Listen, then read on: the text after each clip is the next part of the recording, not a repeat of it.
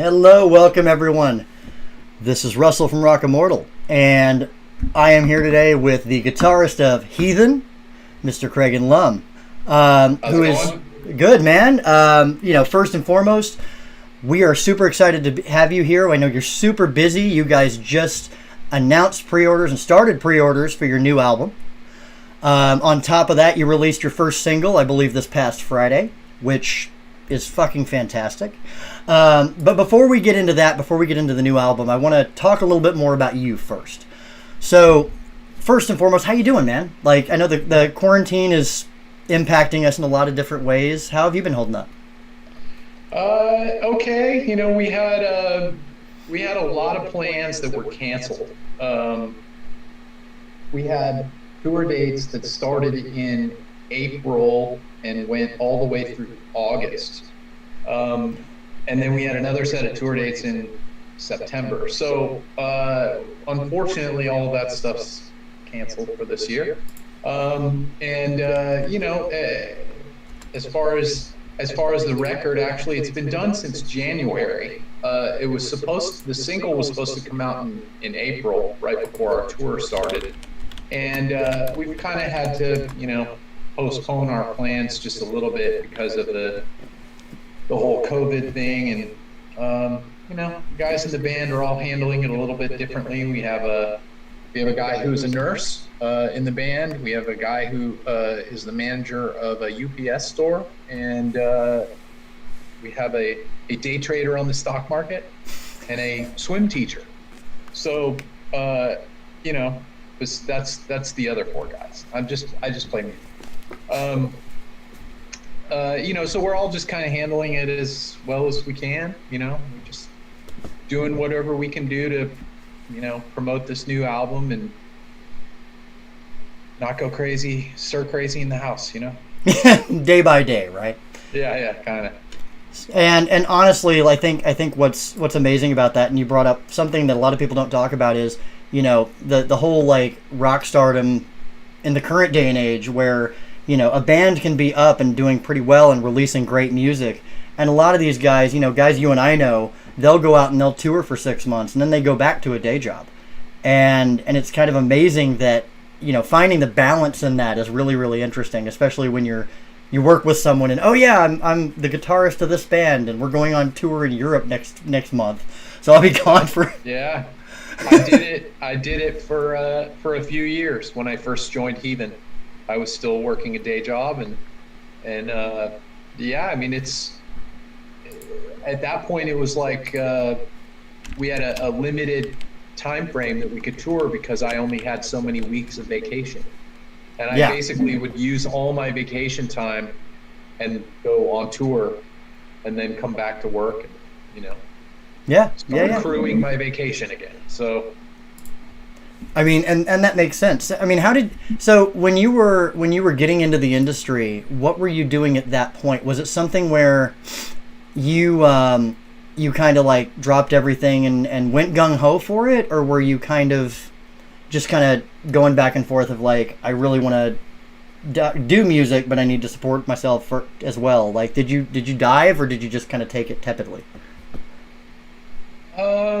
Well, I mean, after college, I had a few jobs, and the one that I had, I was actually a teacher assistant for 3 years. And after that, I had sort of built up a clientele of kids that I taught lessons to. And I was teaching both music lessons and also computer lessons. So I was basically, after that third year that I worked at this school, I transitioned to just sort of wanting to play music. And I was going to teach lessons and whatever else I needed to do to sort of pay the bills so I could also focus on music. And then I got sick with like a rare blood disorder in 2000, God, it was 2001. Maybe it was before that, 90 something, 98. Anyway, I got sick and I was in the hospital, and I had a young child at that point, and I realized that I really needed to have something with benefits. I had no health insurance when I was in the hospital, and I had massive bills afterwards. And so I had to put the whole music thing kind of on pause for a little while, and I lucked into a job that turned into a career for a long time, and then when that ended, I decided to pursue music full time again. That makes sense. That makes sense. So it definitely did sound like kind of a needed thing where you were kind of not fate, but life was kind of guiding you into when you could really devote yourself and when you could really push yourself in. Yeah, and I mean, like being a musician full time, like making enough money to do that, it's fucking hard. It's like scrape and scrounge, and I mean, even for the guys that have been touring for years, I mean, there are times where they come home and they're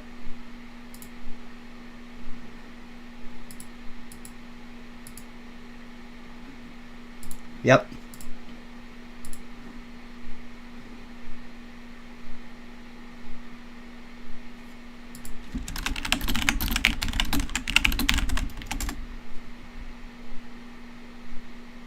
Yeah.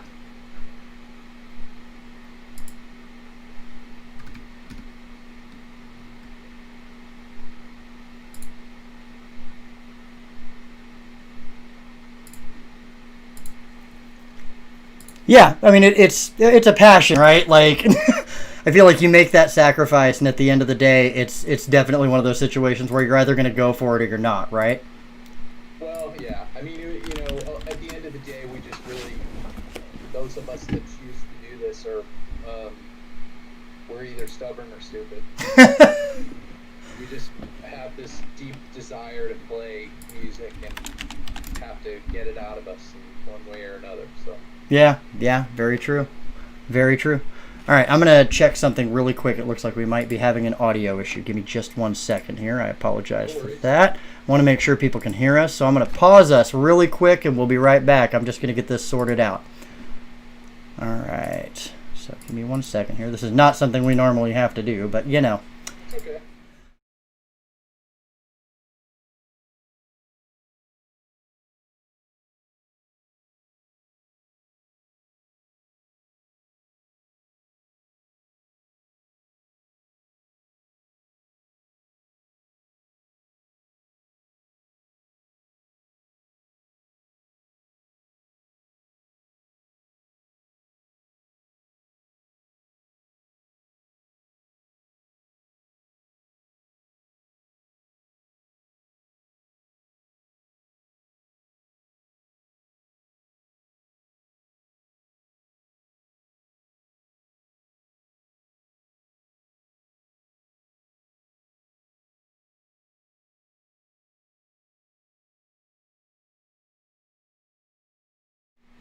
There we go. I think we got that all sorted. Sorry about that, folks. That was definitely interesting, but we should be good now.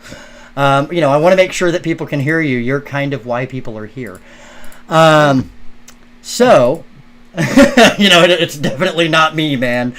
So getting back into it. I gotta get everything sorted out now. Luckily, in post, we can edit this. Thankfully, we're not live. Crap. Right.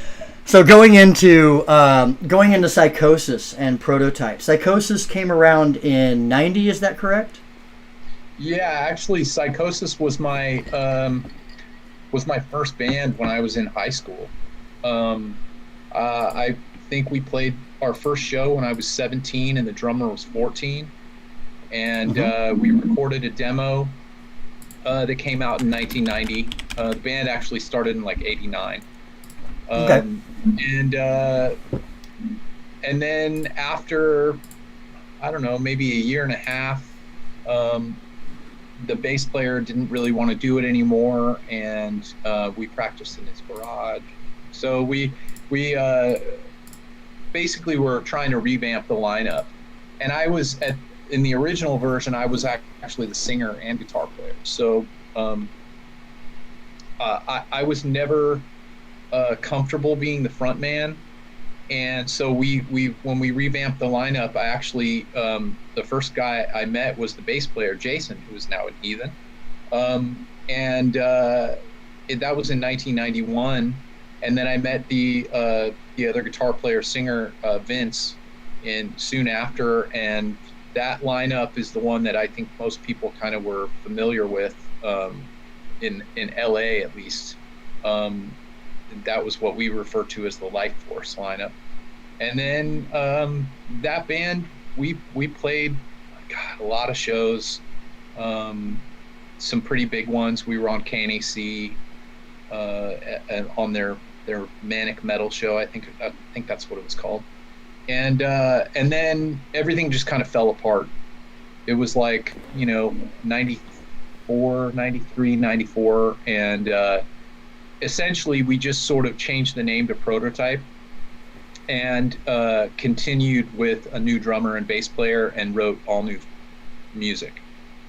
So it was the 90s were a weird time in music. I mean, it was, as soon as grunge came in and metal died, it was really difficult to find a footing, at that time. So Prototype didn't do all that well until probably very late 90s, early 2000s, when our first record came out, Trinity, and then we had a song on Guitar Hero 3, which was the biggest Guitar Hero game, and that's still we're like a one hit wonder.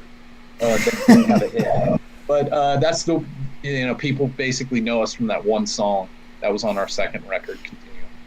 So it's always funny to me when back when Guitar Hero 3 and 4 came out, I was addicted to those games, and it's as you grow older, you get to that point where it's like, I know half the people that worked on these games, and I've met a bunch of the people that played the songs that I was pressing plastic buttons desperately to keep up with.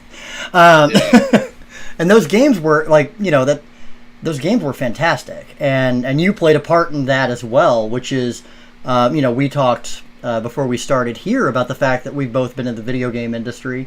You were at definitively a higher level than I was, for sure.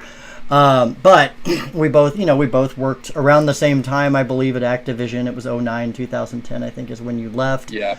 And you were there for a long time, so you worked on 3 different Guitar Heroes, right? 3, 5, and Warriors of Rock, right? Well, I actually didn't work on 3. I made the dumbest decision, looking back, in retrospect. I had the chance to be the producer for Guitar Hero 3, and I turned it down because I thought that the game was a fad, and I didn't enjoy playing it. As a guitar player, I hated it. Drummers are awesome at that game. It's a rhythm game, and so I'm trying to play this plastic guitar, just give me a real guitar. So I had a choice. I had a choice between working on Guitar Hero 3 or at the time, what was the what was the name of that 007 movie? Casino Royale. Yeah. It ended up being the Quantum of Solace game by the time it came out. But I chose 007 because I was like, it's a movie, it's a big profile game, and I thought that the possibility of success would be higher with it. Much to my chagrin, Guitar Hero 3 was huge, and the 007 game I worked on was just kind of well received, but didn't sell all that well. So yeah, I mean, three was 2020, they say. Truth. And 3 was right before they did World Tour, I think, wasn't it? I think it was 4 or 5 when they added the drum kit and all the peripherals. That's right. World Tour was the one where they added the drum kit, and then I think it was around the time when I started working on it, Guitar Hero 5, and that's really when they started to try and milk it. I actually, in a lot of the meetings, I actually said that I thought that they should not do so many games. Because they literally had one at one point. There was a new Guitar Hero game coming out every quarter, every 3 months, and I thought it was just too much. And it ended up, that's really ultimately what killed the franchise, is there were just so many games, and it was one of those games where people enjoyed it. They weren't like, it wasn't a game where you played through it to the end and you're like, okay, I'm done. Where's the next game? It was it was one of those things where they could enjoy it for a long time. So they didn't need a new game every 3 months. Yeah, and some of the thematic ones were, Aerosmith and, Metallica. The Guitar Hero Metallica was fantastic. I'm slightly biased with my fandom there. But, it was definitely, it got to a point where they were just too watered down. And it was, you're trying to collect them and you're sitting there going, I've gotten through 2 acts in the first, in the last game. I'm not going to go buy that. So the initial sales figures were, unless somebody's a Metallica fan or an Aerosmith fan, or there were 5, I think, that were other bands that I didn't even know were happening. And suddenly they're on the shelf. And I'm like, I didn't know they did that one. Well, I mean, they kind of got away. This is just my opinion, but they kind of got away from what made it cool, which was playing rock songs. Yep. And our music department at Activision at the time, they were searching for and working with record companies and sort of almost like placing songs in the game where it's like Sex on Fire or whatever that song was. It doesn't even, why is that a good song to have in the game? It blew up, the song was huge or whatever, but it when it started, and what made it cool was that it was like rock music, Yeah, and I think they tried to sort of get away from that a little bit, and at the same time do Metallica and Aerosmith and Van Halen and all the stuff that they did with it, and it was kind of just all over the place, it was a little unfocused. And to me, one of the biggest issues was, the entire franchise is called Guitar Hero, and all due respect to these bands, but some of these songs, the guitar, it's basically chords. That's right. And you're sitting there just playing chords like this is not a challenge. You up the difficulty level, and it's the same thing. Whereas what made Guitar Hero 3 was going to the, not the main track list, but the hidden track list where they had, Dragon Force and the prototype song that was on there. Where the Dragon Force was stupid hard, that was the hardest song in the game, and I think ours was the second hardest song in the game. But those were the things that gave it some lasting, kind of, I don't know, just lasting presence on the market. This is 20 years later, and I still remember sitting there trying desperately to beat Bark at the Moon on Expert, and that was on 2, I believe. But I still remember sitting there trying desperately to beat that song and spending a month trying to just to get that that last solo out of the way and beat it. And when you beat it, that was your ultimate at that point. But 3 up to the bar substantially. Those games made me want to smash a plastic guitar. I heard most of the people that I knew that actually played legitimately hated that franchise because they were like, this has nothing like a guitar. And I was like, I don't have the dexterity for a guitar. This is as close as I can get. The game that we were working on before they canceled Guitar Hero, it would have been Guitar Hero 7. I was working with the development company on a new guitar prototype that was actually going to have strings on it and be a little closer to what I think, what's that Rocksmith that's out? Yep. It was going to be a little closer to that. And I think it would have been really interesting. They had this crazy idea, though, that you would finger pick the strings. And I'm like, okay, you guys are, even guitar players, that play rock music don't do that. You have to pick. Yeah. So, it just kind of, it's, there was magic there at the beginning of that, I think, that people really liked, and then they drifted away from it. And I guess they tried to put it out recently. I don't follow video games that much anymore. Yeah, but I'm kind of in the same boat. It's either on my Steam or I don't know what's happening. So I'll move on from the video game stuff because we could stay on this topic for another hour probably, and move back into the music. And I want to talk to you about playing with Exodus. So, these guys, I'm assuming from the days of Psychosis and Prototype, did you know the guys in Exodus prior? Nope. We had played shows where Prototype opened for Exodus a couple of times. Once with Bailoff in 97 or 98, and then once with Zetro when he had just come back to the band. But I didn't know any of the guys. The way that I met any of those guys, it's actually a pretty cool story. So I went up to see the Thrash of the Titans concert in 2001. I drove up from Los Angeles to the Bay Area to go to the show. And after the show, I was talking with a guy that worked at Century Media, and I asked him if he knew anybody that he thought would be good to sing for Prototype, because we were considering changing from having the guitar player singer to having a separate singer. Yep. Because we were, again, it was like a weird time in music, so we were just trying to find our footing a little bit. And anyway, the guy recommended David White. So David came down to my house, stayed with me, and auditioned for Prototype. Somewhere buried in my archives is a demo where Dave is singing on Prototype songs. It didn't end up working out, but a few years later, Dave was.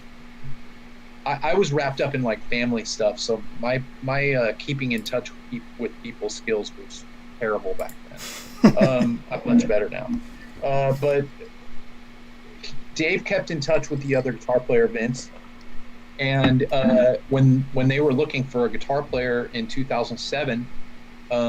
They asked him if he would be interested, and he said, no, thank you, but you should ask Kragen.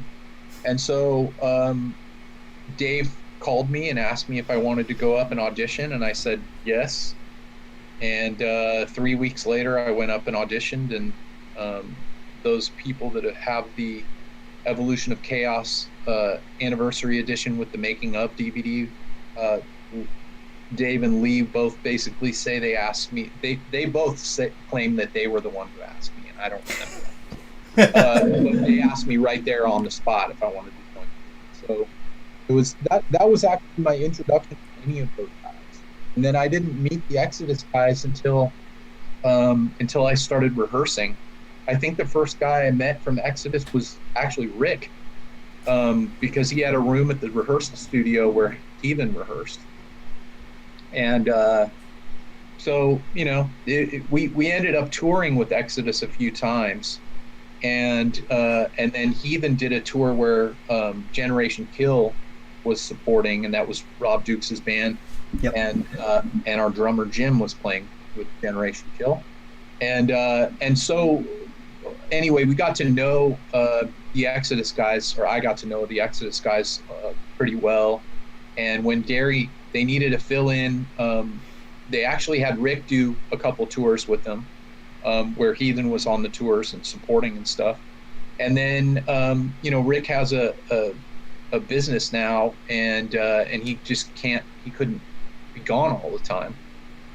So they asked me to do it. This was in 2013. It was a European tour for Exhibit B, and I went out and I did the tour with them, and it went well, and I was like, okay, well, that was fun, and I thought that would be it, And then Slayer just kept going and going and going, and they needed me more and more. And I think from about 2015 through 2019, like almost all the like 5 years, like I did the bulk of the touring with the band. I learned a lot. I love those guys. They're like family, and I still work with them. I'm part of their management team, so I'm still relatively involved with the band and communicating with all the guys on a regular basis. And so yeah, and from what I've read a lot in a lot of places you've mentioned, they still treat you like family, like part of the band. Yeah, I mean, those guys are they're they're good humans. I mean, I've been around a lot of bands and played in a lot of bands, and those guys really are a family. I mean, those guys care about each other, and they work to take care of each other, and it's it's not like a lot of bands, where there are some guys where they're just like they get on stage, they play, and then they're like, I don't want to have anything to do with Yeah, I mean, so it's it's a different vibe, it's a different atmosphere. Those guys will randomly just call me up to say, hey, it's it's a great group of guys. I learned a lot touring with them of how to be a band, you know. yeah. I mean, well, then they're great with their fans as well. I know a couple of those guys, but watching them interact, with Oh fans yeah. as a whole, it's one of those things where a lot of people, myself included, feel like Exodus didn't get the due that they deserve. Even now, they get a lot, but I feel like they could get some more. Yeah, I mean, yeah. I agree with that. I mean, they really should have been up there. They you can say what you want, but they invented thrash metal. I mean, 100% agree. They're the Metallica first. moved up there and took their guitar player for a reason. you know, uh, and I think various things happened to them. I mean, they did a lot of drugs back then.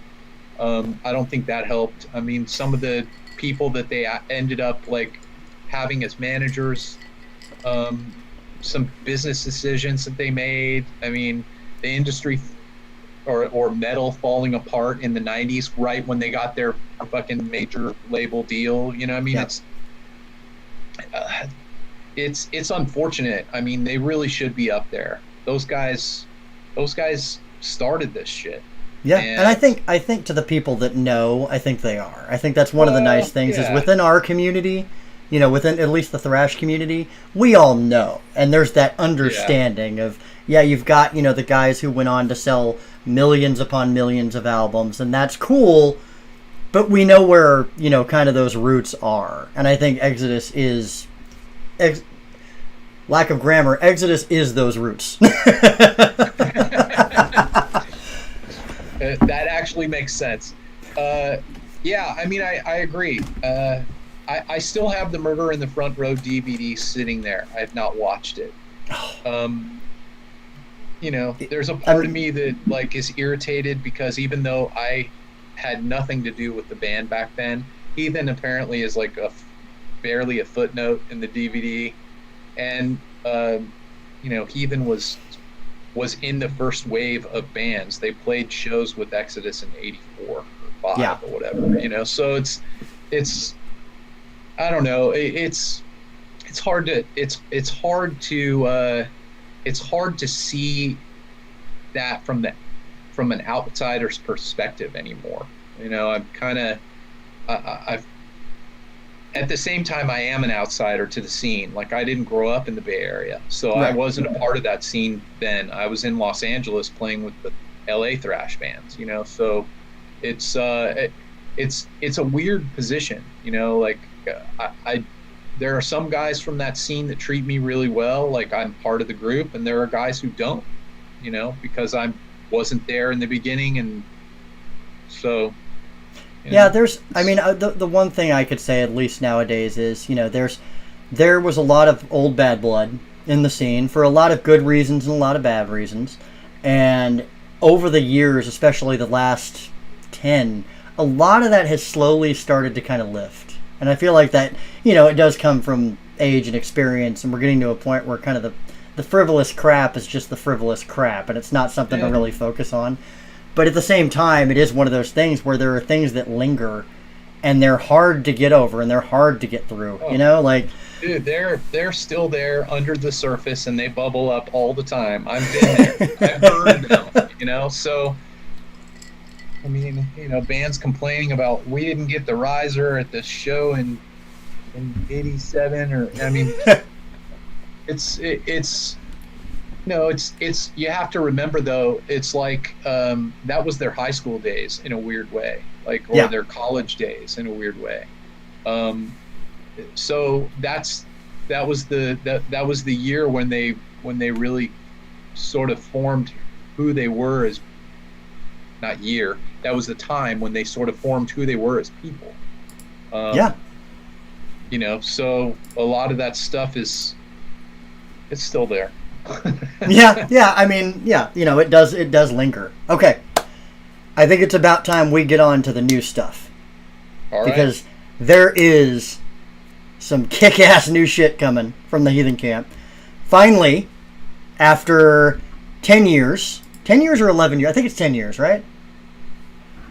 Yeah, so. I mean, it came out in Japan in December of 2009, so I still call it 10 years.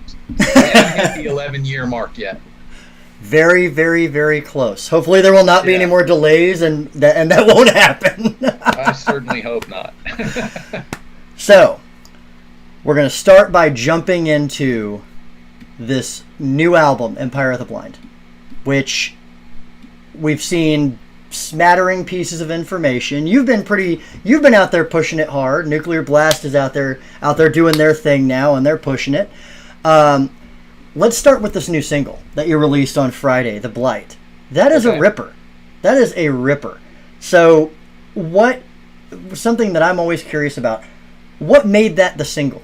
When you're going through the process of looking at an album or a completed album or even one that's still in production, what is it that really defines or gives you that moment of, that's the one we're putting out first? Well, there are actually going to be 3 singles. So the sort of thought behind this was, this is the album opener. So for the people that have watched the trailer for the album, that's the album intro, which is called This Rotting Sphere. And if you listen to that one, followed immediately by The Blight, then you're hearing the whole picture. So in a weird way, like the single, you're not getting the whole beginning of the record, which is sort of what I think the Heathen fans were expecting, the glorious build up to the single, or to the song, you know, and they're not hearing it until they get the record, or they can go on the YouTube playlist I made and listen to both in a row. But we really wanted to come out with a bang. This album's different from the other ones. I think each Heathen album has its own identity. They're all different from each other, and you know, this one, I think with the whole album, the idea was to take all of the things that sort of make Heathen what it is and push them to their extremes. So this song's maybe a little more aggressive or meaner sounding or whatever you want to call it, but it's also catchier and more melodic at the same time. So it's the goal was to just put something out there to, like, basically, like, here's a statement. This is it. Like, here's what's going to happen. You know, the next statement actually has more of a epic feel a little bit, and then there's going to be the third single's like catchier. So we're trying to do it.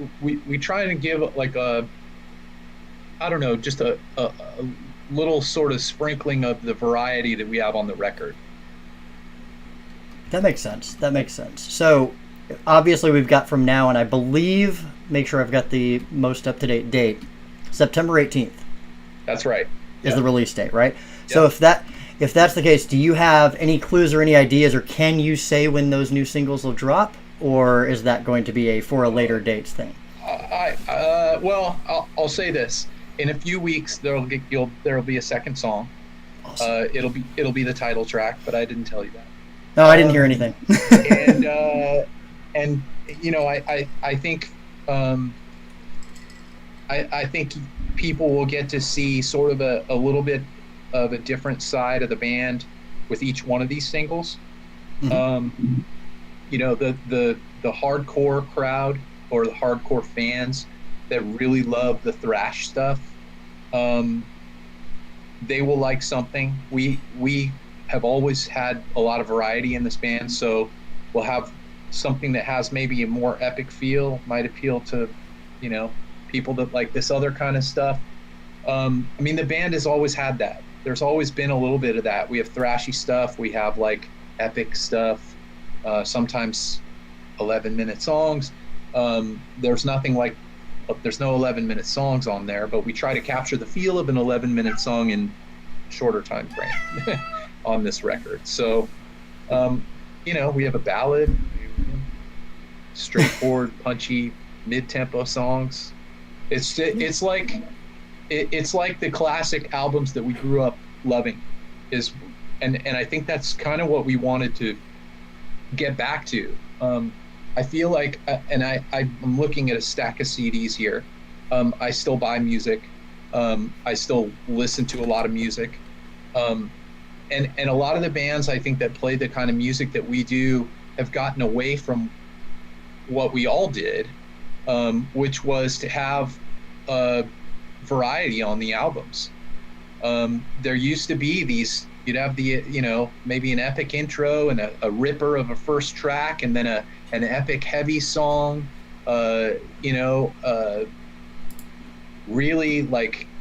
really heavy song, another mid-tempo, ballad, all this variety. And bands have just kind of gotten away from it. And it's like, to me, unfortunately, as a listener, the albums just kind of go like this now. Yeah, whereas I agree. There are no ups and downs and ebbs and flows. And so that's something that we were conscious of, that we really wanted to try and have on this record too, is that it's an album. It's a journey. It's not just a collection of songs with a collection of licks and riffs and stuff in it. They're songs, and they're supposed to all be catchy and hooky and memorable.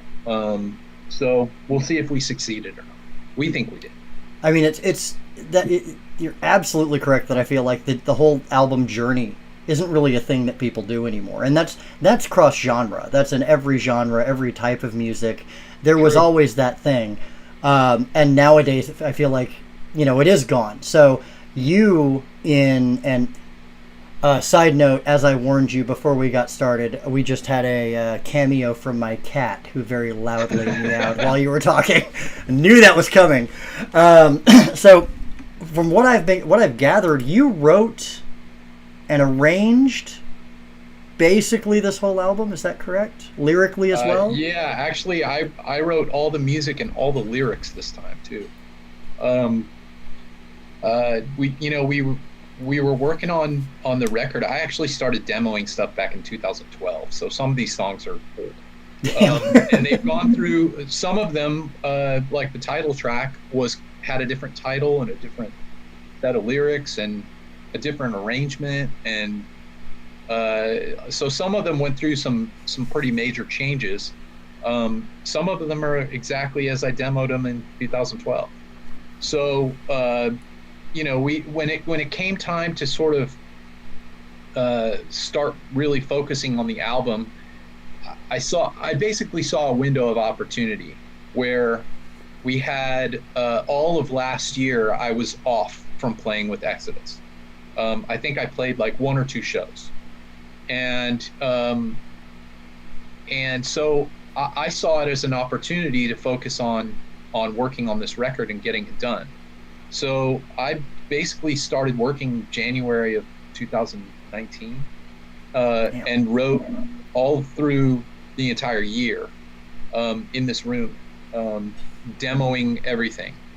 And I petitioned the other guys for some ideas, material, songs, whatever they had. But for whatever reason, life just gets in the way sometimes, and they just didn't really have anything to contribute this time around. So there wasn't a purposefulness about having it be a one person writing the record. It was just really it was really just that's just how it happened. I mean, sometimes people get hot creatively, and other people are down. Creativity comes and goes. So it's when it hits in a wave, it just kind of goes. Did you feel like the songs that were kind of like put away from 2012, 2013.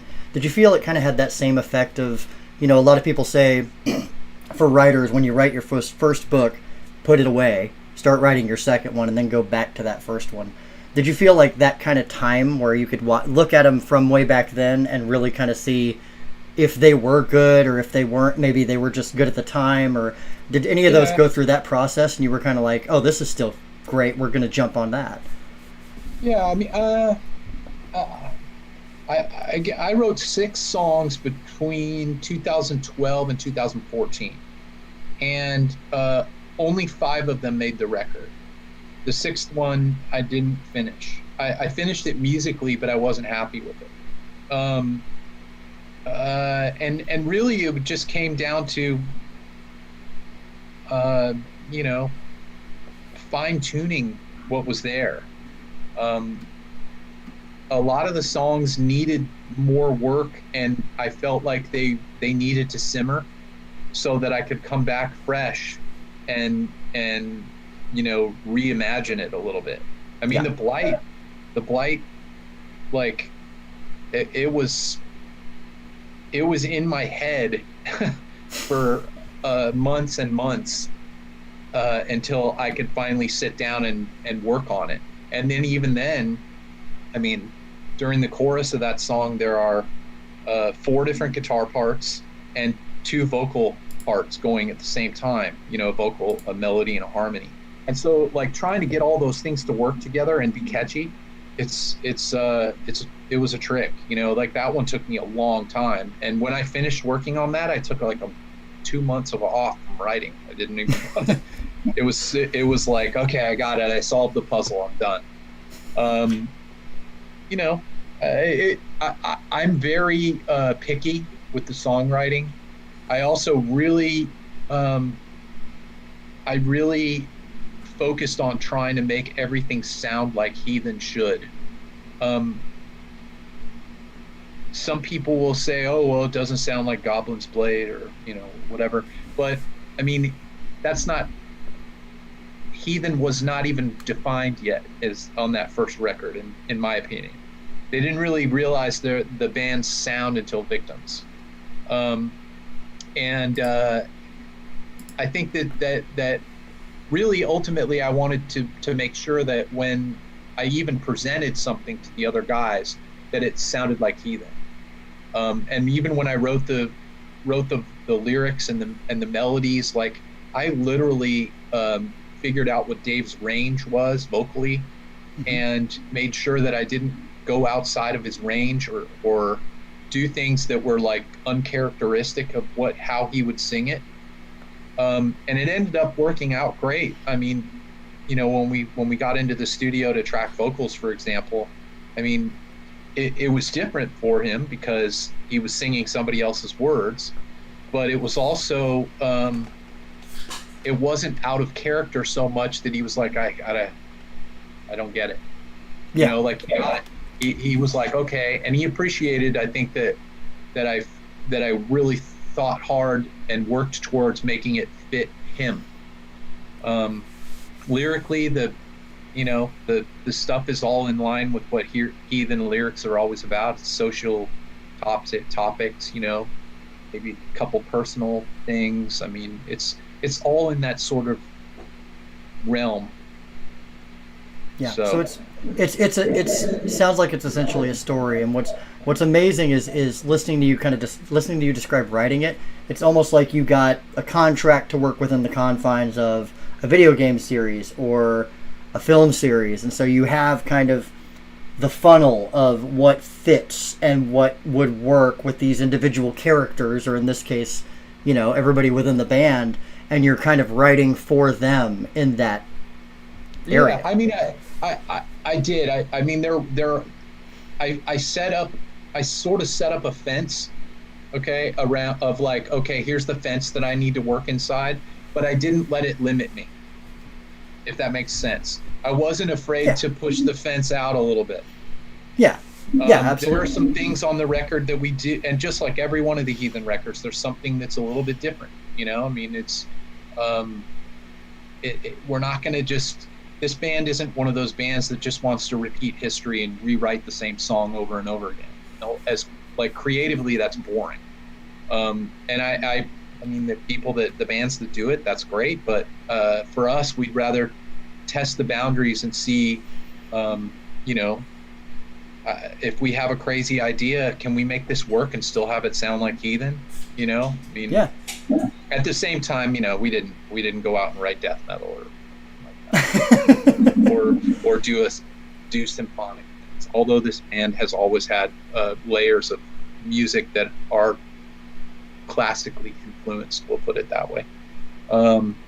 So I think at the end of the day, I think that there's going to be some stuff that's different that people won't expect, and I think that there's going to be a lot of stuff that people will really like. So we'll see what happens as the singles come out. It's our soap opera. I mean, I feel like there's, based on the response that we've already seen, it's going pretty positively so far. Everything that I've seen, there's a great fan group on Facebook that you're heavily involved in, which I think is fantastic.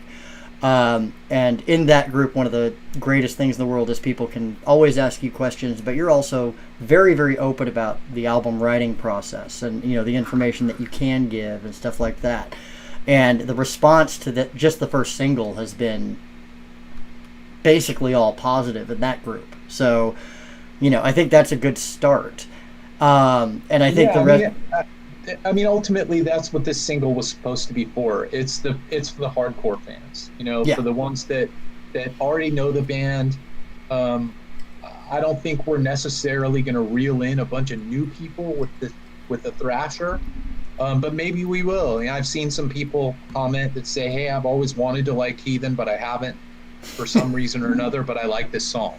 So, I mean, its tastes are subjective, and absolutely we can only write what we write and do what we do and hope people dig it. So there's one track on here that I think a lot of people are very, very anxious for. And I didn't know this was all on one track until you clarified it. But apparently there's one track with Gary Holt, Rick Hunnell, and bringing back Doug Piercy into the fold. I mean, how did that end up happening? Mostly with Doug, bringing Doug back in so he could kind of contribute again. I actually reached out to him. I had this. I've always wanted to do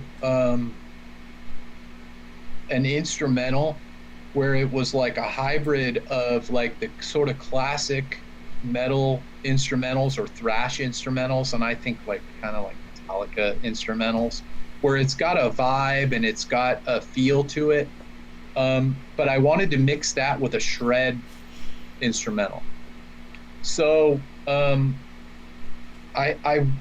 remember, I had pretty much written the whole record. I was still trying to finish the title track, but I started messing around with a couple of riffs, and I put together this instrumental, and it started to develop, and I started to really like it, and I came up with this sort of middle section, and I'm like, okay, this is it, we're doing this.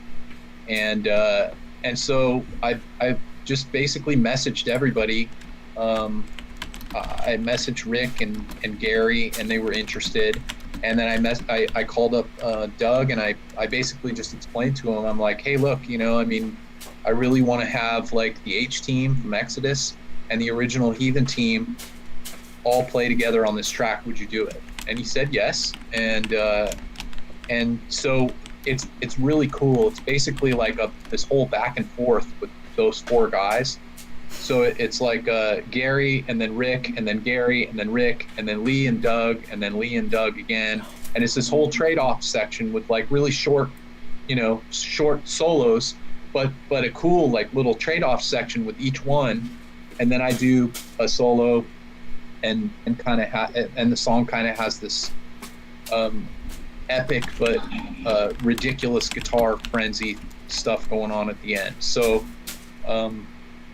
And that song's called A Fine Red Mist, and it's really, it came out really great. I mean, it's actually kind of for me, it's like a highlight on the record because I got these guys that were all heroes of mine when I was growing up. Not just each one of them to play on something, but to have them all play together. Yeah, and to me that like that made it pretty special, you know. So it's not often that you get, you know, a couple of teams from the original bands to sort of play together, you know. And in a weird way, there's sort of like multiple eras of Exodus, you know, in there too. Doug produced one of the Exodus demos, and you know, I mean, it's like it's kind of a cool, you know, it's kind of a cool thing, and it's like it's an homage to the past, and also looking forward to the future. You know, I mean, those guys, they can all still fucking rip. So yeah, I mean, they're still out doing it every day. Rick, you know, Rick's out with his company, but he still shows up. I can't recall. Were you at? I think you were at the chapel shows out here. Yes, when they did the big. First night, the first night they did all of Bonded. Yep. Did you go to the first night or the second night? Yeah, I was there both nights.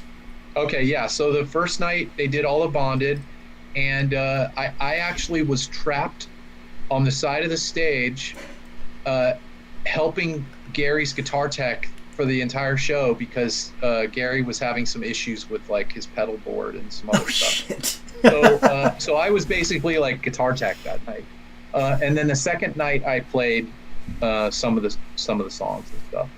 But it was awesome. I have a video on my phone of the sound check with Gary and Rick playing Only Death Decides. So. Nice. Yeah. That was such a unique night too. Like that was definitely something that I never thought I would see. And you know, plus I think the biggest thing of the night was having Zetro and Dukes up there together. That was one of those really cool kind of bonding moments of like shit can be okay. We let it be okay. Well, yeah, I mean, it was quite a task to get everybody there and available, you know. I mean, I know that they tried to get some other guys that were in the band as well.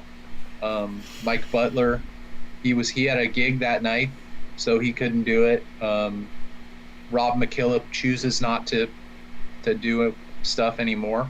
And John Tempesta, they asked him, and he was out with the Cult or something. So yeah, I mean, it was awesome to see all of that. I'm very privileged to have been a part of that. I mean, you can't see it, but over here on the wall, I have the poster signed by everybody. And I mean, that was a proud moment for me, for sure, to be included in that. Growing up as an Exodus fan all those years. So hopefully one of these days we'll hear the recordings from that, because I believe they were recorded. Well, they were videotaped with multiple cameras.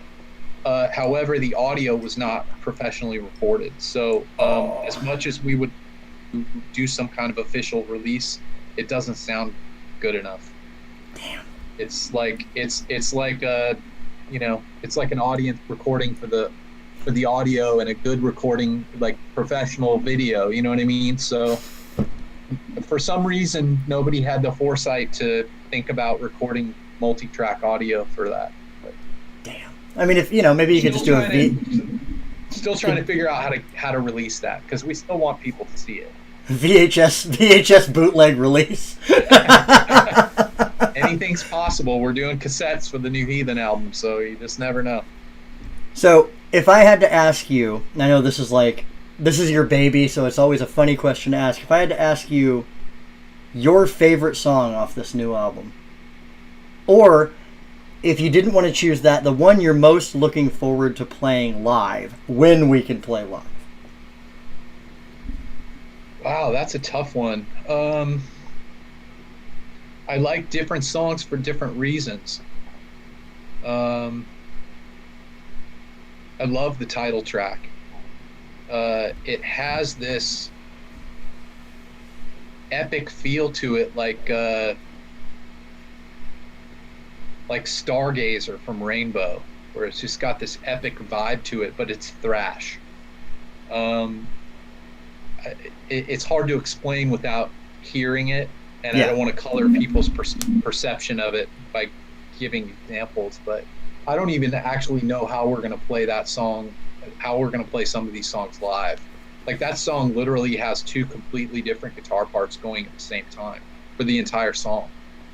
And then there are other layers on top of it. So we'll probably have to play it where somebody plays, each guitar player plays each part. I love the instrumental for the reason that I mentioned. There's a song on there called "Sun in My Hand," which is, I think, to me, it's just a really great, catchy song.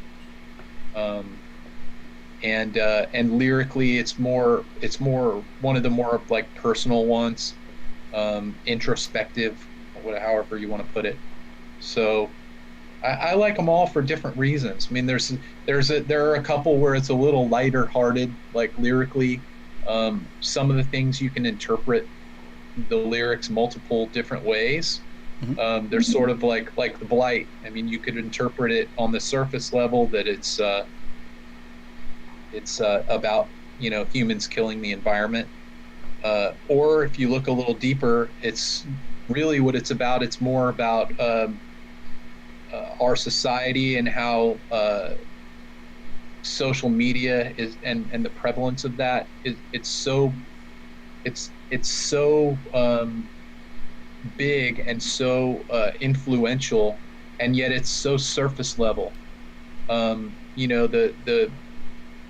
There's so much about it that even though I'm on it all the time, there's so much about it that bothers me, because it's about surface level things. It's about, ooh, look what I did, or oh, I'm so beautiful, or here's my flashy, ridiculous guitar lick. But there's not a lot of depth.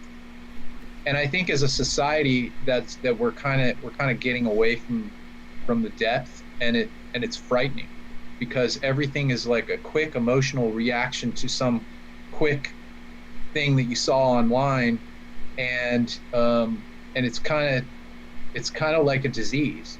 So that's kind of what the lyrics are about. I mean, that we're dead inside, meaning like we don't have any depth. We're just living on the surface here. So I mean, there's a lot of stuff like that in the album that I hope that people can appreciate, and on multiple listens will appreciate not just the multiple layers in sort of the lyrics, but in the music. I mean, there's a lot of depth to some of the stuff on there if you listen for it, which I think is great. That's what I loved about all those classic records. You could go back and listen to it and hear something and you'd be like, man, I never really noticed that before. Yeah. Some little detail or some overdub or something in it. It's just that, to me, that's what makes music magical. And I haven't heard too many albums that have come out in recent years that have that magical feeling to them. And that's what we're going for with this, for sure, from what it sounds like. Yeah, I mean, that's always my goal, whether we achieve it or not. I mean, that's up to other people to decide. And, at the end of the day, it's up to the fans to decide whether you achieve the classic, album that you sought to record or not. I feel like if you make something that fans can look at subjectively and really draw their own interpretations, which is kind of, what you were just talking about. For each song, lyrically, if you can build it to where it can be interpreted in different ways by different fans, that's what makes music of substance and music of depth. Because you will have a song that means something to one person, but something totally different to another. And as long as it means something, that's what's important. Yeah, well, I mean, absolutely. I mean, Empire of the Blind, I think, and not to get into politics, but no matter what side of the fence you sit on, I think you could probably see truth in the song, because from your perception, those people are blind, and from their perception, you're blind, or whatever. Like it's there's a lot of stuff in there that's open to interpretation on purpose. Yeah. And I like doing that. When you get too specific. It's like, it's like a lot of the advertisements we see these days, where it's like they're just shoving it down your throat, and then they're not giving you a choice of whether to like it or not. Yeah. You know what I mean? Or to think about how you feel about whatever it is. So. Well, unfortunately, we are out of time. I don't want to be out of time. This has been an absolute treat. I want to thank all you guys for having me. Absolutely. Thank you for being here. It is our distinct pleasure to have you here. We are super, super excited. We are incredibly excited. So, pre-order Empire of the Blind from Heathen. I'm going to put the links in this podcast description. I'm going to put the links down here below this video. Go check it out. Listen to The Blight. It's available now on Spotify. You can find it on YouTube. You can find it basically everywhere. On Facebook. We've posted it on Rock Immortal. And as usual, Instagram. It's on Instagram. You have no excuse. It's on Twitter, I'm sure. And as usual, see? As usual, do the liking, do the subscribing, do the commenting, all the fun things. Thank you again, Kragen, so much. I really, really appreciate it. Thank you guys all for being here, and everybody have a fantastic evening. Thanks, guys.